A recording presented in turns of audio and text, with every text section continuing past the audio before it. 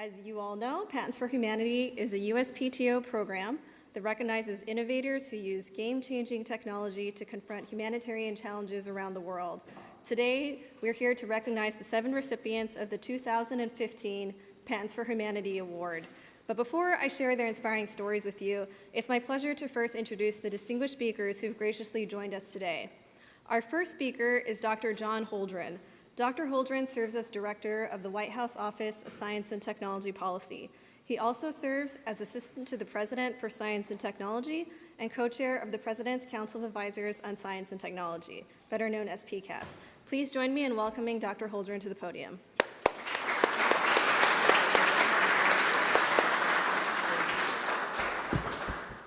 Well, thank you, Jennifer, and thanks to all of you for being here. It really is a pleasure to welcome you on behalf of President Obama to this remarkable event, and in so doing, to reaffirm the President's commitment and his administration's commitment to ensuring that this country is not only the most innovative nation it can be, but also an active ambassador for global development and humanitarian principles.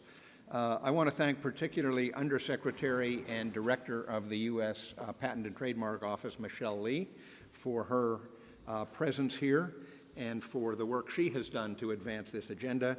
And let me thank as well in advance the various other distinguished speakers and friends, both from the U.S. Patent and Trademark Office and from civil society, that have joined us here. The President recognizes that global development is an imperative. It's vital to our national security. It's strategically important, economically important, and morally important. One of the cornerstones of this administration's global development policy is investment in game-changing innovations that have the potential to solve the array of long-standing global challenges that the world faces. The administration's efforts in that area focus on making the best use of the kinds of scientific and technological breakthroughs that are characteristic of America's entrepreneurs, innovators, and researchers by expediting commercialization of inventions for humanitarian purposes and by rewarding companies that use their patented technologies to solve societal challenges. The American patent system is a critical piece of our innovation economy and is an important tool for addressing humanitarian challenges around the world. That's why this president has voiced time and time again his commitment to pursuing common sense legislation that curbs abuses of the patent system, levels the playing field for inventors, and promotes innovations like the ones that we're celebrating at this event. Today's awardees are private sector leaders who have answered President Obama's call to unleash science, technology, and innovation to help solve global development challenges. This year's awardees include companies engaging in incredibly impressive work, from supplying anti-malarial compounds to vitamin-enriched rice to all-terrain wheelchairs and more. Indeed, that's what the Patents for Humanities program, which was launched at the White House in February 2012, is all about. Specifically, that program, which is also sometimes known as P4H, probably everybody here knows that already, creates business incentives for the use of patented technologies to address global humanitarian and development needs. The White House Office of Science and Technology Policy has long recognized the promise of these kinds of mechanisms for helping to overcome market failures and catalyzing potentially game-changing innovations through market incentives. At its core, Patents for Humanity aims to reward forward-thinking, socially conscious inventors who have demonstrated uses of their patented technologies to make the world a better place, whether through improving public health and quality of life, providing new opportunities to developing communities, or advancing scientific understanding of key humanitarian issues. To the awardees here today, your work is more than worthy of being celebrated. So on behalf of President Obama and the White House Office of Science and Technology Policy, I congratulate the winners, and we look forward to the future innovations and solutions that people in this room will undoubtedly be generating. Thank you very much.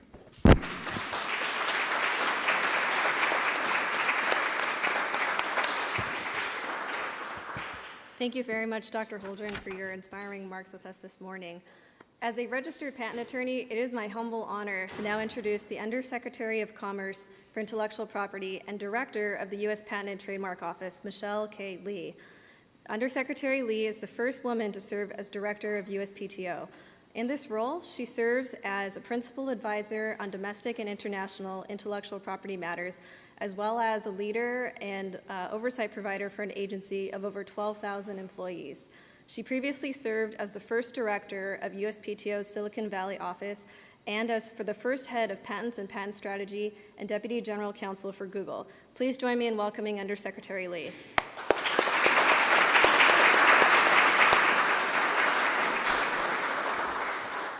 Thank you, and good morning, everyone. It's a real pleasure to be here. Very much appreciate you being here. I'd like to give a special thanks to Jennifer Lee, Deputy General Counsel of the Office of Science, Technology, and Policy, and Ed Elliott. Where's Ed? Sitting here in the front row, USPTO's Patent for Humanity Program Manager, for helping us put this event together. We would not be here without their hard work. And of course to Dr. Holdren and Michael Oyster for taking the time out of their busy schedules to speak to us today. I'd also like to thank our three partners for the 2014 Patents for Humanity Awards cycle. The Association of University Technology Managers, who solicited and provided dozens of technical experts across its membership to act as judges to evaluate the many super qualified applications that we got. We appreciate their time and effort. The Diplomacy Matters Institute, which led our first targeted outreach effort to foreign embassies in the Washington, D.C. area. As can be seen from this year's results, our foreign colleagues quickly embraced the program, and many thanks to DMI.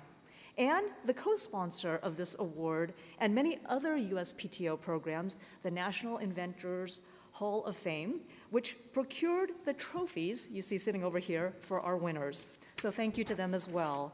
And I also appreciate the support that this program has received from our Patent Office of Professional Association and their president, Robert Budens. And of course, last but not least, the White House and the Office of Science, Technology, and Policy for arranging our presence in this room. You can't beat it. You may have noticed some of the room's nautical details, the constellation of stars that are etched in the ceiling, the seahorses and dolphins that run along the cast iron railing in the second level, and I think there's a compass in the middle of the floor there in the center of the room. They date back to the late 19th century when the Department of Navy moved into the East Wing, as they seem especially appropriate in today's ceremony because in many ways the Patents for Humanity program is like a beacon for innovators, leading them to the full potential of their innovation in the service of humanity.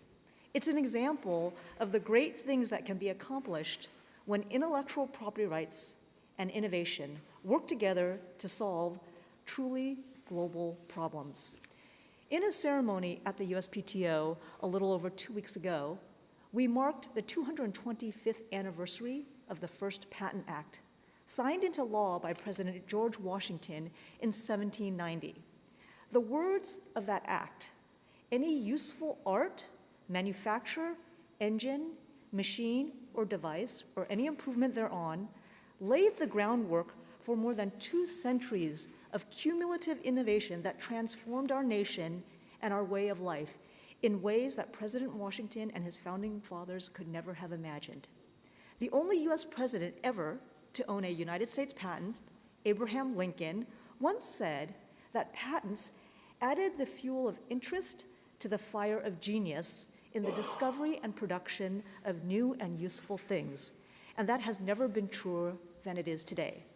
In recent years, we've seen the profound impact that a good idea, patented and marketed, can have on human beings, transcending national borders and transforming the lives around the world. It's because of that transformative power that we are here today. We want to showcase the laudable work of patent owners to address 21st century humanitarian challenges and demonstrate how patents can and do help build a better world. Consider what these award winners have been able to accomplish.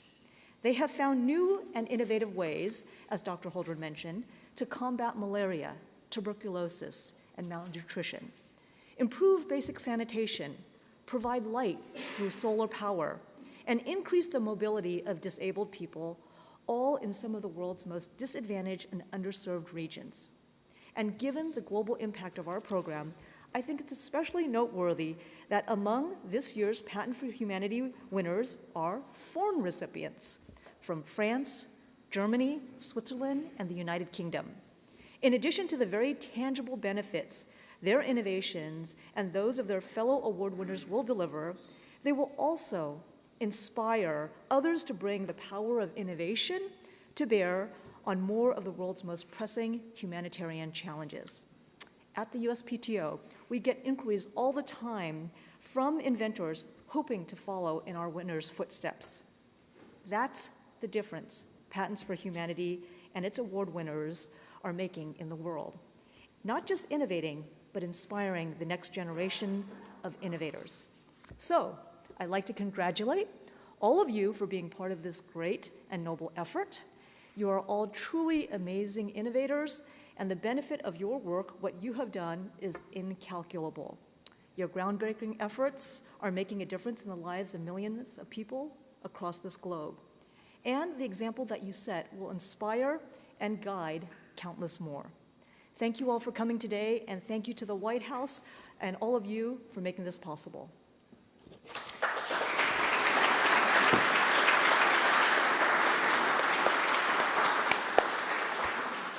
Thank you, Undersecretary Lee. We next have a few words from the National Inventors Hall of Fame. Since 1973, the Hall of Fame has recognized over 500 world-class inventors and their life-changing innovations. In addition to inventor recognition programs, the Hall of Fame and its parent organization, Invent Now, educates nearly 100,000 grade school children every year with hands-on experience in the wonders of innovation. The Hall of Fame has generously provided the beautiful trophies for today's ceremony, as Undersecretary Lee mentioned. We are glad to have with us today the CEO of the Hall of Fame, Mr. Michael Oyster. Please join me in welcoming Mr. Oyster.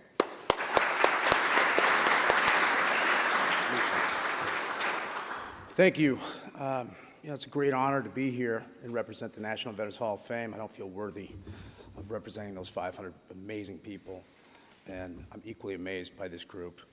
We applaud the United States Patent and Trademark Office for not only issuing patents and trademarks, but really also helping educate society on the big picture, which is the importance of innovation. Our collaboration with the USPTO has no greater purpose than to acknowledge the creative efforts of life-saving and life-enhancing inventors for the benefit of humanity and to inspire the next generation. Like our National Inventors Hall of Fame inductees, the Patents for Humanity award winners are the best possible role models we can find for more than 100,000 kindergarten through 12th grade children and the 10,000 teachers we impact on an annual basis through programs like Camp Invention, Invention Project, and our intellectual property literacy programs across the country in 2,000 school districts. I would also be remiss if I didn't recognize one of our Collegiate Inventors Competition winners, Steve Katsaros, was in the first class of Patents for Humanity winners. Finally, I want to invite you to attend the 43rd Annual National Inventors Hall of Fame Induction Ceremony and Innovation Echo Forum on May 12th and May 13th. It is held in partnership with the USPTO and hosted by the Smithsonian. I must say it's the greatest celebration of American innovation and an experience you will not forget. Again, thank you on behalf of the National Inventors Hall of Fame, and congratulations to this year's Patents for Humanity winners.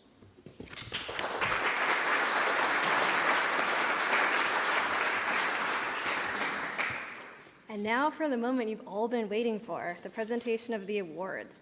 I'll read a description of each winner, after which their invited representatives will come up to the stage from this side and take a photo with Undersecretary Lee in front of the trophies. I'm going to begin with the category of medicine. In the category of medicine, there are two winners. The first is Sanofi, for supplying large quantities of anti-malarial compounds on an at-cost basis for use in developing countries. Artemisinin is an anti-malarial drug derived from the sweet wormwood plant in Asia and Africa. Supplies can be expensive or unavailable at certain times of the year due to growing cycles, crop yields, and weather.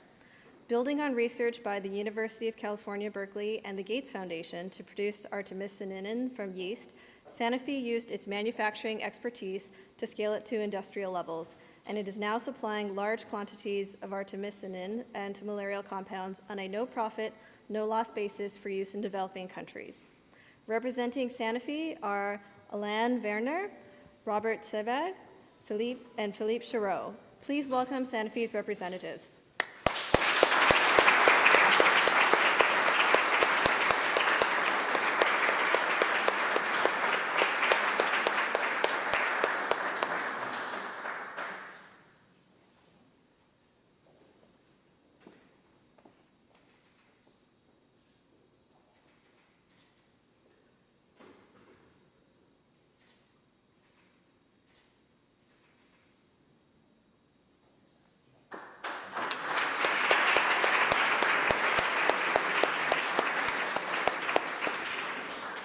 Congratulations. The second recipient in medicine is Novartis. Novartis discovered a class of compounds that are active against drug-sensitive and multi-drug-resistant strains of tuberculosis, or TB. TB kills more adults worldwide than any infectious disease besides HIV/AIDS. One of the biggest challenges in combating multi-drug-resistant TB is providing the drugs in a way that will reach the people who need them the most. Novartis has graciously provided its entire tuberculosis R&D program to the TB Alliance, a nonprofit organization that seeks new and improved tuberculosis treatment regimens for further development. Representing Novartis are Leslie Fisher, Paul Fellner, and Arlene Musser. Please join me in welcoming the representatives from Novartis.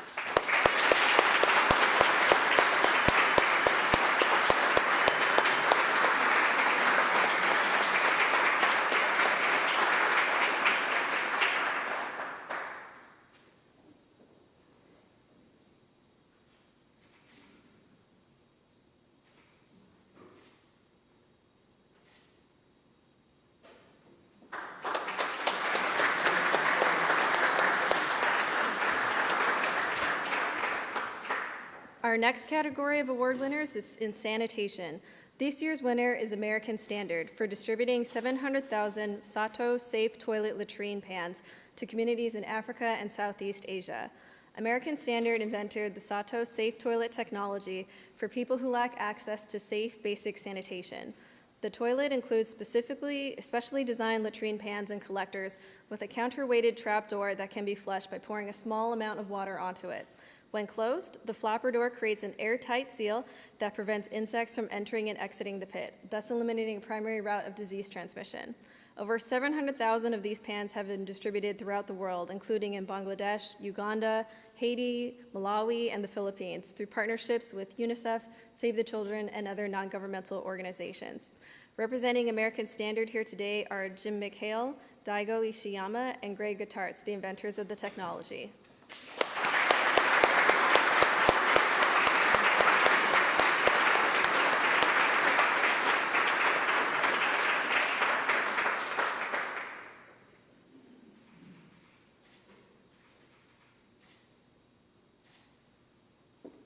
Congratulations.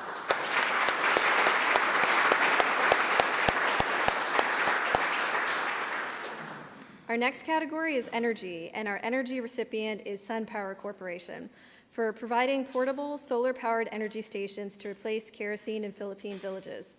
Nearly 18% of the world's population is energy impoverished. Combustion-based lighting, such as kerosene lamps, contribute to an estimated 3.5 million deaths each year from health impacts and house fires. For these communities, SunPower has developed a portable solar power station by outfitting a standard shipping container with solar panels on top and equipment inside to power hundreds of safe rechargeable lanterns. Villagers in the Philippines can rent these lanterns for a small fee, which is then reinvested to expand and improve the program. SunPower donates the container and supplies to partner organizations along with ongoing technical support. Representing SunPower today are Eric Wingrove, Marissa Yao, and David Petrini. Please join me in welcoming SunPower.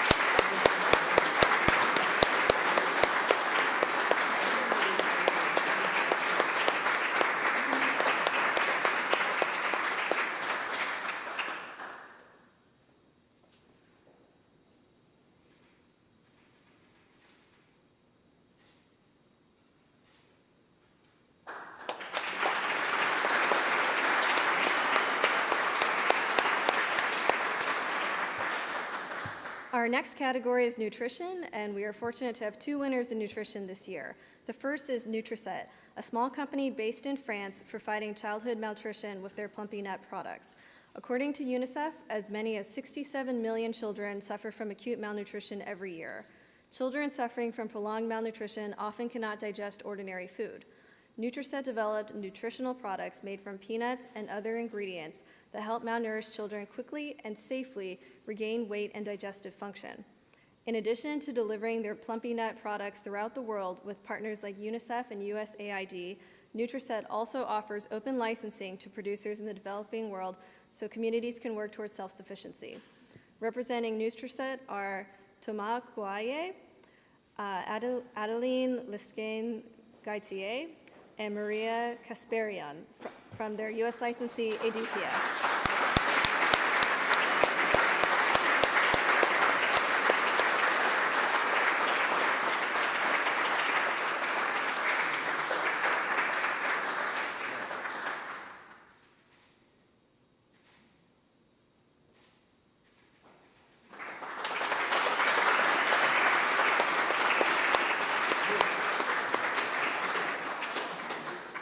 Congratulations. The second winner in nutrition is Golden Rice for creating vitamin A-enriched strains of rice to prevent blindness and death in subsistence farming communities. Vitamin A deficiency is a leading killer of children globally and is also the leading cause of childhood blindness. Most cases occur in Asia, where the staple food, white rice, lacks vitamin A sources typically found in animal products and leafy vegetables. Golden Rice was genetically engineered to provide a source of vitamin A for people subsisting mainly on rice. The Golden Rice Project has worked since 2000 to donate golden rice to the resource poor in developing countries. Local golden rice varieties are currently being developed by public sector institutions in Bangladesh, China, India, Indonesia, the Philippines, and Vietnam. Farmers are free to plant, grow, harvest, sell, and replant the seed without licenses or fees for use. Representing Golden Rice are Adrian Jubach and Robert Russell.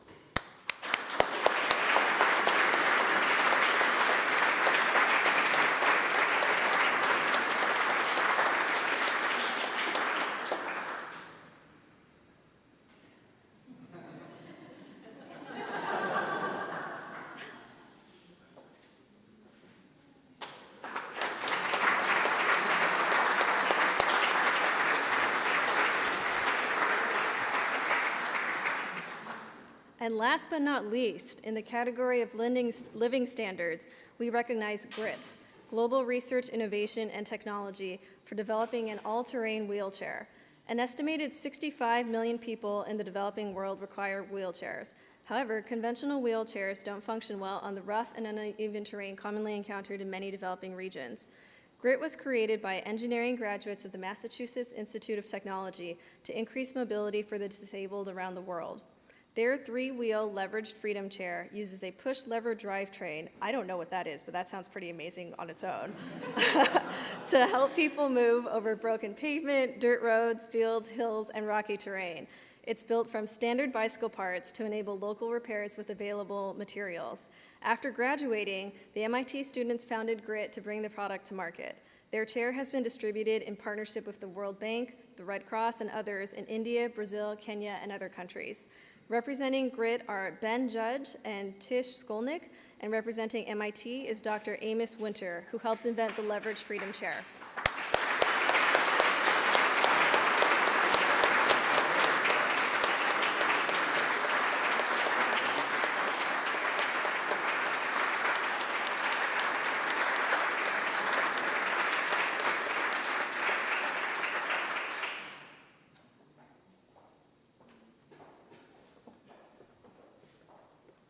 Congratulations to all of the 2015 Patents for Humanity Award winners.